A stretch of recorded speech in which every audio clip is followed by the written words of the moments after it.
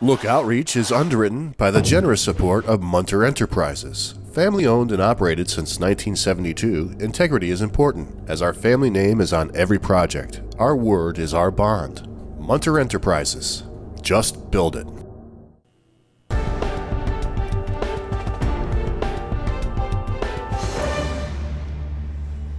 Welcome back, everyone. I know all of us share something.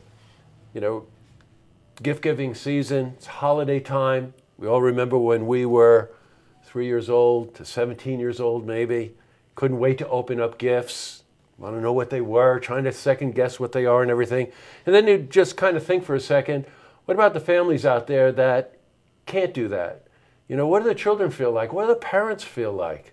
And there's an organization out there, Toys for Tots, that really does help fill that gap so that all children and all families can celebrate the holidays.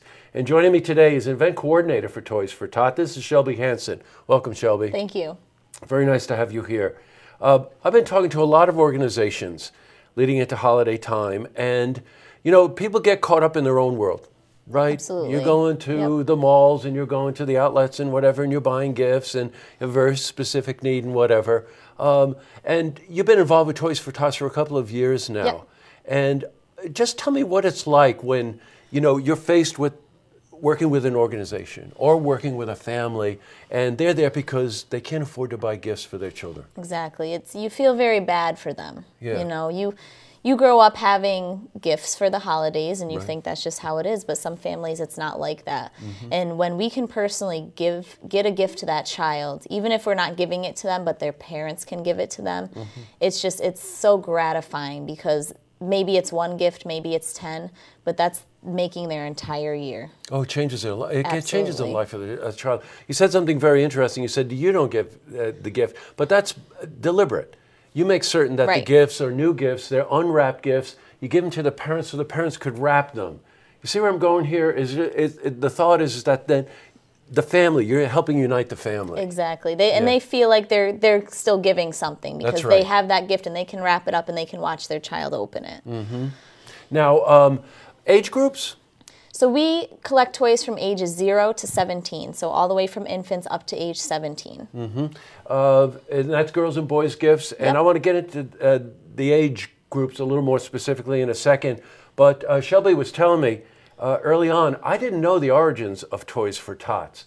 And I didn't know. I thought it was a nonprofit started someplace, but the Marine Corps started this, right? Absolutely. Give me a sense of the history. So back in 1947, a Marine saw that there was a need. There was some children in the area of his community that weren't getting a Christmas. They were falling short on the holidays, parents having hard times, and he thought, what if I can use my military experience, give back to the community? And he started the Toys for Tots program, which has grown immensely since then, but that was where it basically started. So now it is run by the U.S. Marine Corps Reserve. Right, and I think you were telling me that it's a priority for the Marine Corps. Absolutely. Yeah, that's right. Yep. They work hard during these winter months to make sure every area of this country is staffed. Now, the way that they're collecting gifts, a lot of events in the area, and I'm going to give you the website to make certain that you know how to check out where the events are. But the Marine Corps frequently participate in the events themselves, right? Yes. So almost all of our events, we have uniformed Marines there to show their support, and they help collect the toys from the children. And it's also good to have them in the community. We do some events with Boy Scouts, and they really look up to the Marines to come and tell them, this is what we've got to do. We've got to give back to our community and continue this world in a positive direction. Well, boy, tell me that's not refreshing, Exactly. given the state of affairs that we read about every day. Probably fairly easy to figure out what a 2-year-old to a 10-year-old needs, Exactly. right? Give me just a sense of what that might be. So the toys we have a hard time finding is the very young infants, things like blocks and basic toys. Okay. Books are always great for any age group. Sure. But generally the Barbies, those types of things, the kids in the middle age group love action figures. What's tough for us to find is 11 to 17 because, video games and stuff, it's not hard to find a little bit cheaper on toys. So a lot of basketballs, soccer balls, things they can get out and be active and play with. Hopefully help the children get outside rather than, usually if they're in hard times, they're not outside so often playing around outside.